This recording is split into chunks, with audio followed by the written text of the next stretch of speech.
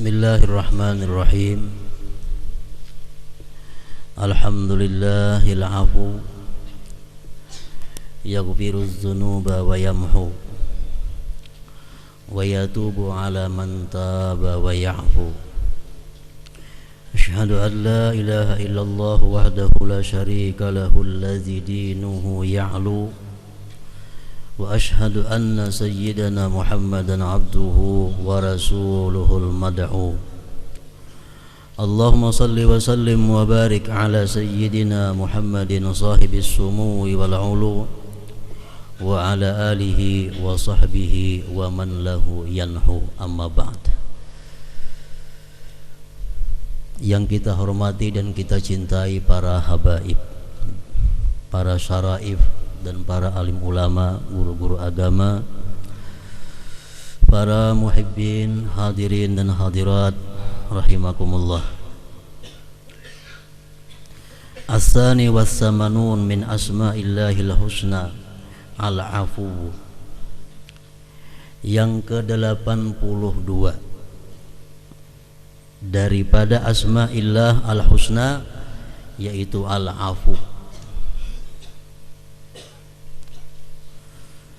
Al-afu ini maksudnya adalah huwallazi yamhus sayyi'at wa yatajawazu 'anil ma'asi wal khati'at imma ba'da taubati wa 'uqubat wa imma ba'da taubatin faqat wa imma bighairi taubati wa 'uqubat.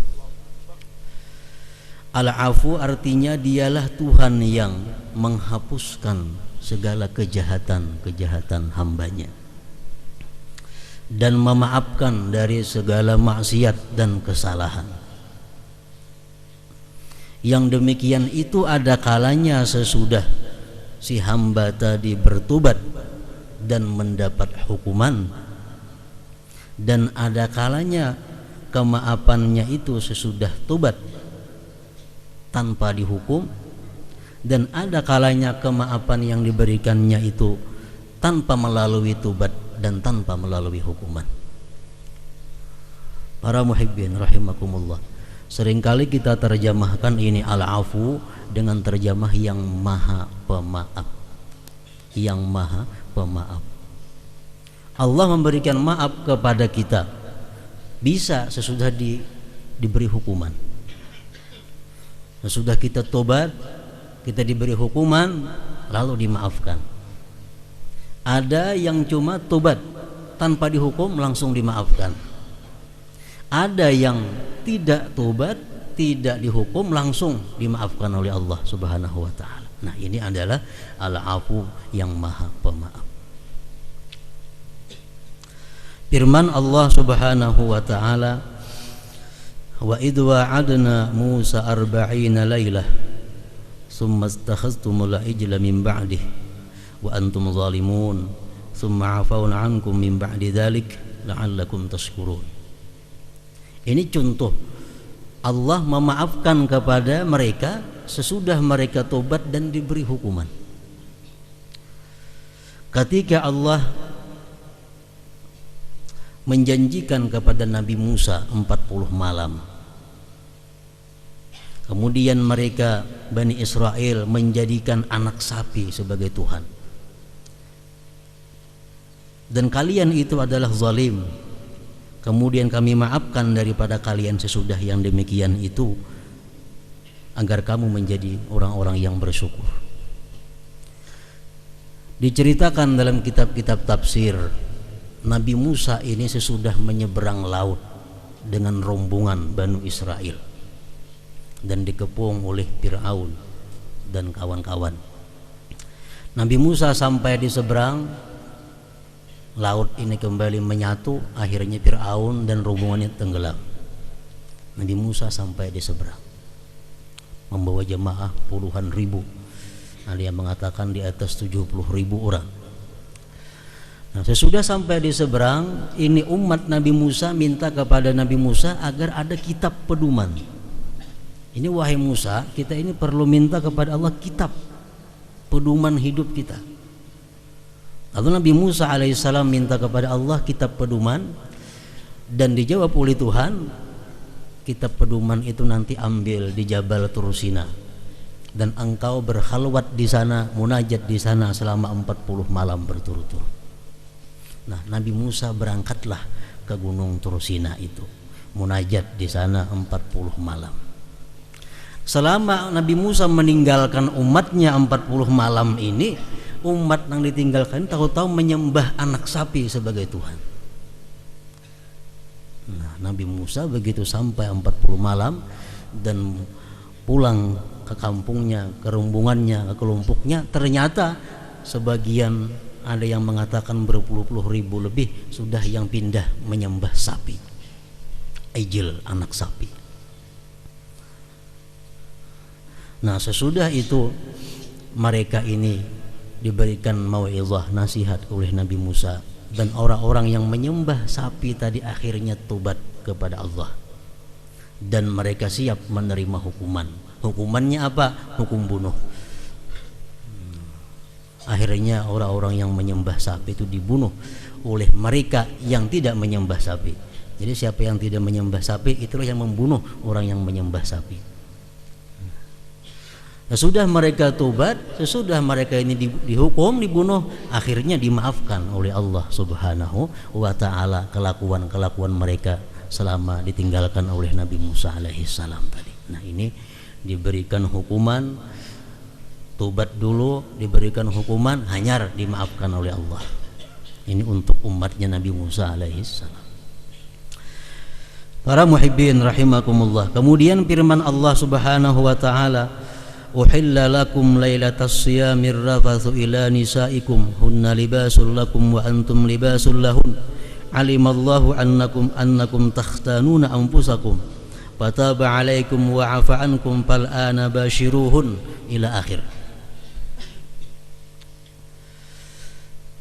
Ini ayat menceritakan di mana pada permulaan Islam puasa Ramadan ini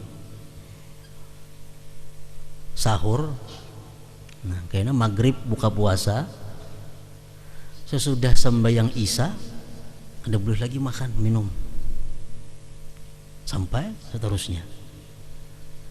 Jadi sahur sekaligus buka puasa.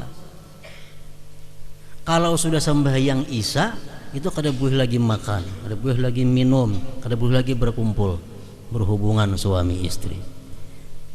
Ini pisadril Islam, permulaan Islam. Jadi waktu makan itu cuma antara maghrib sampai isya. Nah, berjalan demikian, satu malam Sayyidina Umar bin Khattab melihat pulang ke rumah, sepulangnya daripada rumah Rasulullah SAW, mulai ke rumah, sembahyang isya sudah, mulai ke rumah melihat bini. Kenapa si bini ini mu'attirah, berharum-harum? Timbul keinginan Sayyidina Umar untuk berhubungan dengan istrinya. Maka sudah sembahyang isya, terjadilah hubungan istri Sayyidina Umar ini. Nah, begitu sembahyang subuh, besoknya sembahyang subuh, Sayyidina Umar berkumpul dengan para sahabat di masjid. Rasulullah ada di sana. Sayyidina Umar datang menghadap kepada Rasulullah. Wahai Rasulullah, malam tadi ulun berdosa. Berdosanya apa aja Rasulullah? Malam tadi ulun imbah isya mengumpuli bini ulun, dan ulun minta ampun kepada Allah. Sekali Sayyidina Umar maju, saya kong nang lain bejurut jo majuan minta ampun juga. Rupanya kada Sayyidina Umar saya kong nenek. Yang lain majuan juga, minta ampun juga. Akhirnya Allah menurunkan ayat, uhilla lakum lailatas siyamir rafathu ila nisaikum, dibolehkan bagi kamu pada malam puasa itu berhubungan kepada istri kamu. Wa afa ankum, Allah berikan maaf kepada kalian tanpa ada hukuman, tanpa disuruh mengqadha, tanpa bayar kafara, tanpa apa. Setelah tobat dimaafkan oleh Allah Subhanahu wa ta'ala. Lalu firman Tuhan, fal'an bashiruhunna, mulai sekarang lakukanlah yang demikian. Artinya boleh semalaman suntuk, boleh mulai tenggelam matahari sampai terbit fajar. Nah, ini asal muasalnya cerita demikian. Jadi ini Allah memberikan kepada umat Nabi kita ini pelanggaran hanya dengan tobat dan dimaafkan oleh Allah Subhanahu wa taala tanpa ada hukuman sedikit pun. Nah, kemudian para muhibbin rahimakumullah, yang ketiga ada lagi Allah memberikan maaf kepada kita tanpa tobat, tanpa dihukum.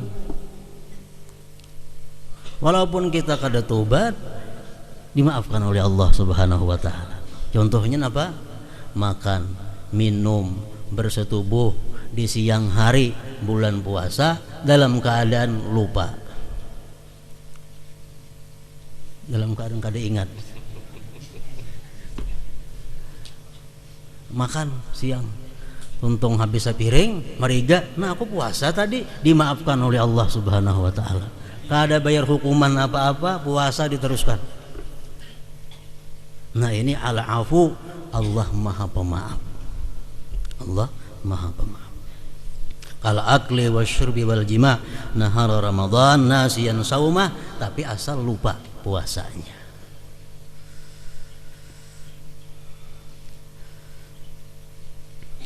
Al-mu'min bismillahil afu ayyakuna syakiran lillah. Kalau kita mau menghitung, mau merinci apa-apa yang dimaafkan oleh Allah Subhanahu wa taala, banyak. Wa ya'fu an katsir, banyak yang dimaafkan oleh Allah Subhanahu wa taala.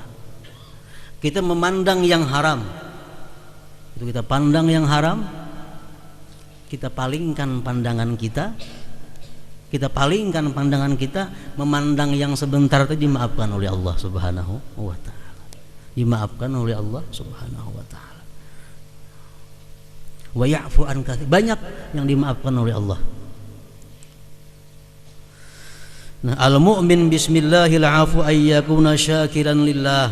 Kalau kita sudah beriman kepada Allah bahwa Dia punya nama pemaaf. Allah punya nama pemaaf. Kita percaya, kita beriman. Apa iman kita demikian itu?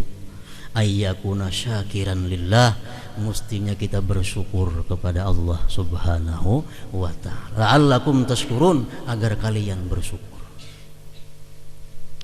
Jadi jangan sampai artinya mantang-mantang Allah pemaaf itu lalu sakahandak kita. Oh, Tuhan pemaaf juga. Tuhan pemaaf biar sekali-sekali kada apa-apa, Tuhan pemaaf. Nah, ini orang nang la aklalah, orang yang tidak punya akal. Yang punya prinsip Tuhan itu pemaaf. Padahal mestinya kita tahu Allah itu Maha Pemaaf, kita justru bersyukur. Arti syukur ini apa? Al-ijtihad fit ta'ah wa bil ma'asi fis sirri wal alaniyah. Arti syukur di sini bersungguh-sungguh bertaat, berbakti kepada Allah dan menjauhi apa yang dilarangnya baik zahir maupun batin. Itu mestinya. Kita tahu orang ini baik lawan kita, kita berhutang dihutanginya, kita minta diberiinya. Nah, kalau kita tahu orang itu demikian, kita bersyukur, kita cinta lawan inya, jangan ampunnya diambil lagi pulang. Nah, itu mestinya. Yang pertama syakiran lillah. Makanya Rasulullah sallallahu alaihi wasallam disebutkan di dalam beberapa hadis yang sahih, beliau salat di malam hari sampai bengkak kakinya. Menjadi istri beliau, kenapa engkau demikian hai Rasulullah? Padahal Tuhan sudah mengampuni engkau segala dosa yang lalu dan yang akan datang. Padahal sudah diampuni, dijamin oleh Allah Nabi kita. Tetap beliau beribadah sampai bengkak kakinya. Kenapa? Ujar Nabi, aku ingin menjadi hamba yang bersyukur kepada Allah. Nah, mantang-mantang diampuni sakahandaklah. Ada mau macam itu. Mantang-mantang diampuni, makin bertambah cinta dan ibadah kepada Allah Subhanahu wa ta'ala. Nah, ini orang nang akil, karena orang nang berakal. Para muhibbin rahimakumullah, tenang, pertama, kalau kita sudah beriman bahwa Allah Maha Pemaaf, kita bersyukur kepadanya. Yang kedua, wa ayyafu an kulli man zalamah bal yuhsinu ilaih kama yarallaha ta'ala muhsinan fid dunya ilal usat wal kafarah. Yang kedua, kita mesti memaafkan orang-orang yang menzalim kita, memaafkan orang-orang yang menganiaya kita. Bahkan kita mestinya berbuat baik kepada mereka itu, sebagaimana kita lihat Allah Subhanahu wa ta'ala, Dia berbuat baik di dalam dunia kepada orang-orang yang maksiat dan kafir kepadanya. Orang-orang kafir mengatakan Allah berisi anak, Allah berisi bini, Allah macam-macam dipadahkannya. Justru ditambahi Allah rezeki mereka, disihatkan Allah badannya, dibanyakan Allah harta bendanya. Nah, ini Allah memberikan contoh kepada kita. Nah, ini buah keimanan kita. Kalau kita percaya bahwa Allah itu pemaaf, kita pun mesti menjadi orang yang pemaaf. Bahkan lebih pada itu, kita mesti berbuat baik kepada orang yang menganiaya kita. Sekurang-kurang berbuat baik apa? Mendoakan kebaikan untuk mereka. Mendoakan kebaikan untuk mereka. Abdullah bin Mas'ud, salah seorang sahabat Rasulullah SAW, jadi membawa duit mulai rumah nak ke pasar, sampai di toko nukar barang, cari duit kada ada lagi, dicupit orang. Dicupit mulai zaman bahari sudah ada, zaman sahabat Nabi. Bahkan yang dicupit ni Ibnu Mas'ud, sahabat dekat Rasulullah. Tuan guru dicupit biasa aja, Ibnu Mas'ud dicupit orang, ahli Quran. Ibnu Mas'ud dicupit orang. Apa doanya Ibnu Mas'ud kepada orang yang mencupit ini? Allahumma in kana hamalahu ala akhdhihi hajatun fabarik lahu fiha. Ya Allah, jika ia mengambil itu terdorong karena keperluannya, berikan berkah padanya. Wa in kana hamalathu jara'atun 'ala dzunub faj'alhu akhira dzambih. Jikalau dia mencuri itu karena berani melakukan dosa, jadikanlah itu merupakan akhir dosanya. Nah, ini Ibnu Mas'ud. Jadi mana dizalim orang sudah, diambil orang sudah, didoakan. Ini sekurang-kurangnya mendoakan kepada orang-orang yang menganiaya kita. Para muhibbin rahimakumullah. Qala Rasulullah sallallahu alaihi wa alihi wasallam, salasun kulluhunna haqq. Ma min 'abdin yudhlamu bimazlimatin fay'afu 'anha ibtigha'a mardatillahi ta'ala illa zadahu Allahu biha 'izza. Wa ma min 'abdin fataha 'ala nafsi baba mas'alatin yuridu biha kasrah illa zadahu Allahu biha qillah.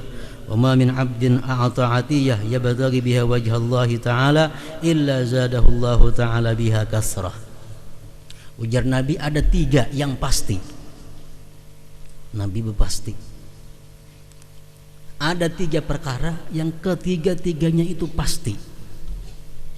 Yang pertama, ujar Nabi kita, siapa-siapa yang dizalim, siapa-siapa yang dianiaya, lalu dia maafkan karena Allah. Dia maafkan karena Allah, bukan karena kadawani, karena Allah. Dia maafkan karena Allah.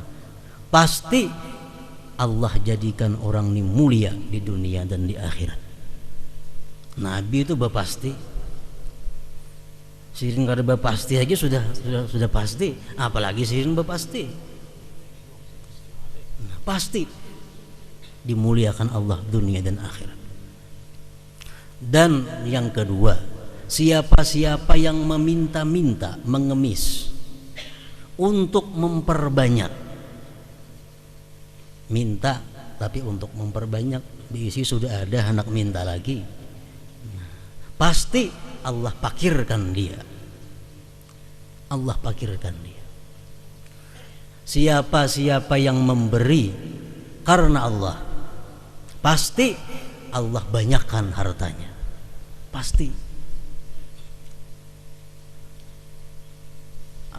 Ini dibuktikan.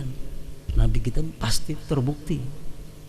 Orang-orang yang menyumbang masjid 1 miliar, orang-orang menyumbang pesantren 100-300 juta, bertambah banyak hartanya. Ada yang miskinnya, ada kan yang berkurang hartanya, ada. asalkan karena Allah. Dan pasti orang yang menyumbang madrasah, sekolahan, masjid sekian sebulan, 1 juta, 2 juta, ada yang 10 juta, berkuranglah hartanya. Ini dibuktikan, kita buktikan apa yang diucapkan oleh Rasulullah SAW. Kayak pesantren kita, ada yang menyumbang 10 juta, ada yang menyumbang 100 juta, ada yang menyumbang 300 juta, ada yang menyumbang 500 miliar, sudah adalah berkurang hartanya, justru bertambah. Kenapa? Rasulullah mengatakan hakun, pasti. Nah, jadi bila mana kita memaafkan orang-orang yang menganiaya kita maafkan karena Allah, pasti kita jadi orang mulia. Kita minta-minta untuk memperbanyak, pasti menjadi orang fakir. Kita memberi karena Allah, pasti dikayakan, dibanyakan hartanya oleh Allah Subhanahu wa ta'ala. Para muhibbin rahimakumullah, qala ba'dul hukama salasatun min akhlaqi ahlil jannah ala afu amman zalamak wal badlu liman haramak wal ihsan ila man asaa ilaik. Ada 3 akhlaknya orang surga. Pertama, memaafkan orang yang menganiayanya. Yang kedua, memberi kepada orang yang tidak mau memberi kepadanya. Mun kita minta rokok ninya, ada rokok habis. Nungkor rokok sebilahannya wani, jadi belakawan minta habis. Nungkor sebilahannya wani 2 bila. Kawan minta lo habis. Tapi kalau sudah inya minta bari. Minta bari. Mun kita minta kan ada harapan dibarinya. Nah, ini beri. Minta beri. Ini akhlak ahlul jannah, akhlaknya ahli surga. Memberi kepada orang yang tidak memberi kepadanya. Yang ketiga, wal ihsan ila man asa ilaik, berbuat baik kepada orang yang berbuat jahat kepada engkau. Ini paling sulit. Berbuat baik kepada orang yang berbuat jahat kepada engkau. Kalau orang laki bini, nang laki sugih, nang laki adil, nang laki saleh, nang laki sayang, bini bakti, wajar. Kalau ada bakti, binian neraka ngarannya ini. Laki bertanggung jawab, orangnya adil, orangnya saleh, orangnya penyayangan, kada bakti juga di luar kebiasaan. Kalau bakti ini wajar. Kenapa? Baik. Coba nang laki pamukulan, mengungkusi kada kakaruan, salah sedikit menampiling, nang bini tetap bakti. Nah, ini ahli surga. Ini ahli surga. Ini nang laki nih pamukulan, panyarikan, mengungkusi kada tapian, tetap bakti nang bini. Ini perempuan ahlul jannah. Kenapa? Ihsan ila man asa ilaik. Dia berbuat baik kepada orang yang berbuat jahat kepadanya. Ini akhlak ahli surga. Para muhibbin rahimakumullah,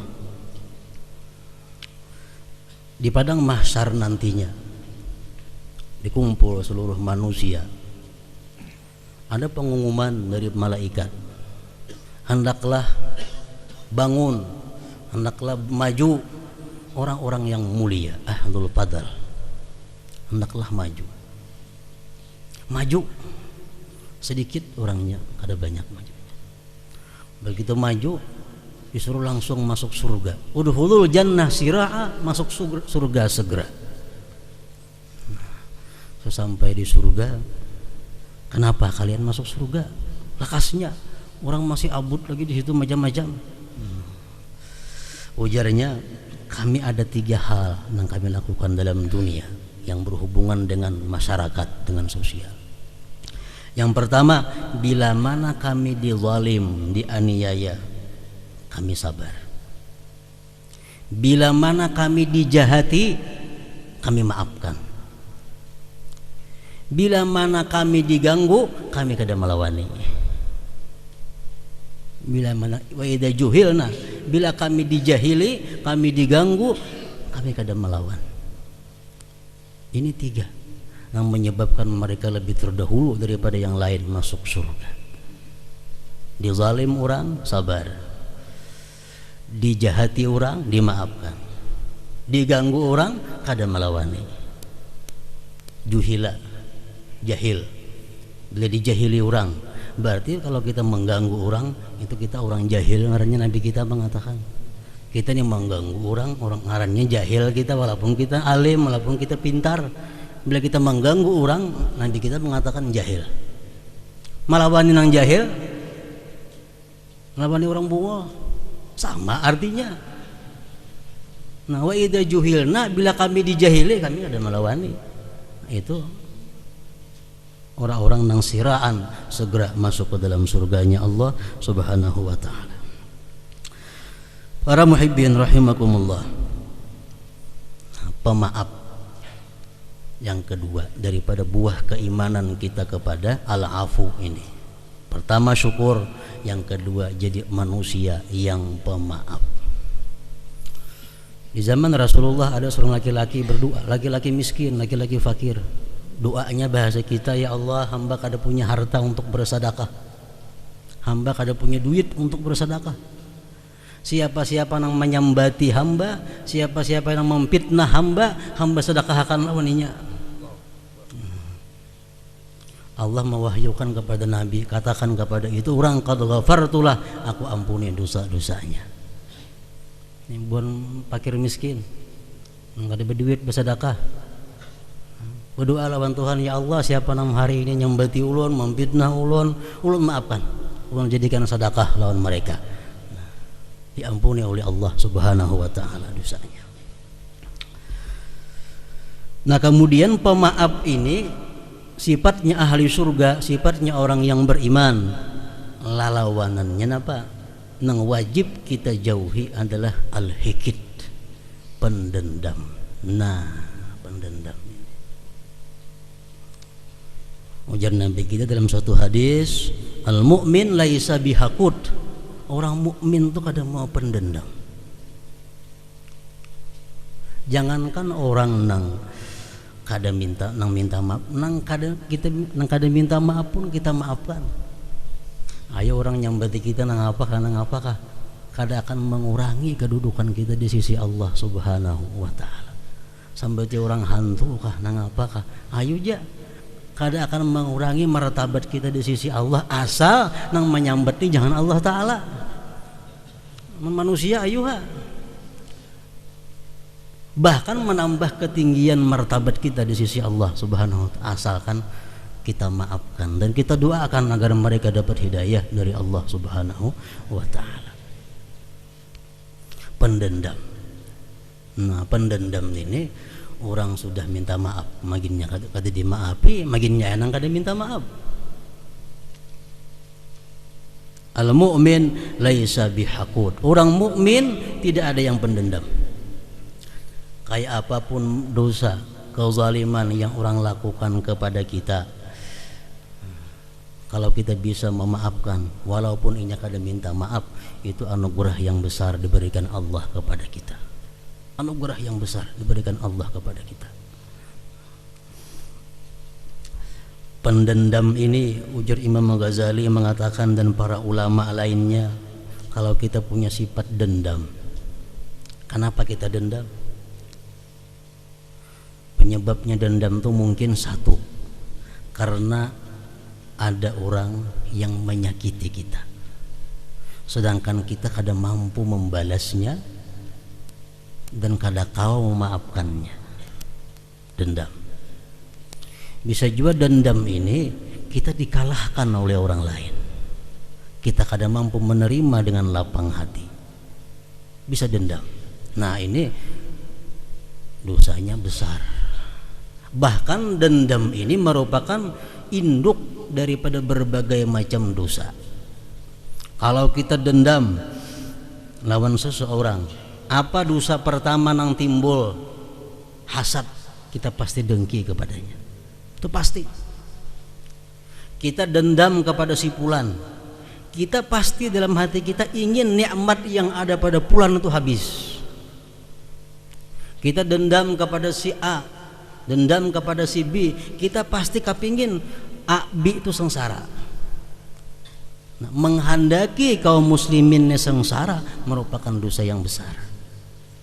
Nah, apa gunanya kita berdoa Allahumma farrij an ummati Muhammad, lapangkan ya Allah umat Nabi Muhammad, sedangkan seorang dalam hati menghendaki mereka kehilangan nikmat.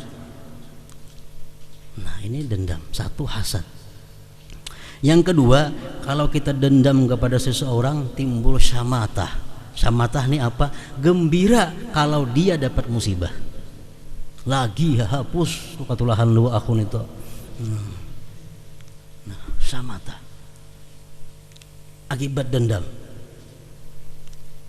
timbul kita gembira orang lain dapat bala, orang lain dapat musibah. Sangat bertentangan dengan apa yang diajarkan oleh Rasulullah Sallallahu Alaihi Wasallam. Yang ketiga, kalau kita dendam apa? Al-hajru wal musaramah, selalu bertolak belakang, selalu berpaling muka, selalu putus hubungan. Dendam. Yang keempat apa? Istisgharuhu. Kita dendam kepada orang, pasti kita mengecilkan orang itu. Bah, kecil itu orang. Harap kita, ini itu kecil, kada ada artinya. Nah, karena kita dendam kepadanya. Dosa terus toh. Yang kelima, kalau kita dendam kepada seseorang, itu bisa menimbulkan kita berkata-kata yang kada baik, menggibahinya, memfitnahinya, akibat dendam. Yang keenam, su'udzan bih, kita buruk sangka dengan orang yang didendam. Lalu buruk sangka. Ada yang pindah nang apakah bos aku anu. Ada pindah apa saku nang kada baik terus, selalu su'udzan kepada orang yang didendamnya. Su'udzan termasuk dosa. Yang kedelapan, iza'uhu, mengganggu. Ini sudah kada sabar lagi, kada menyandang lagi, akhirnya mengganggu bisa memukul sampai bisa membunuh. Nah, yang kedelapan, al-bukhlu bihi, pemalar lawan yang didendam itu pasti sudah itu.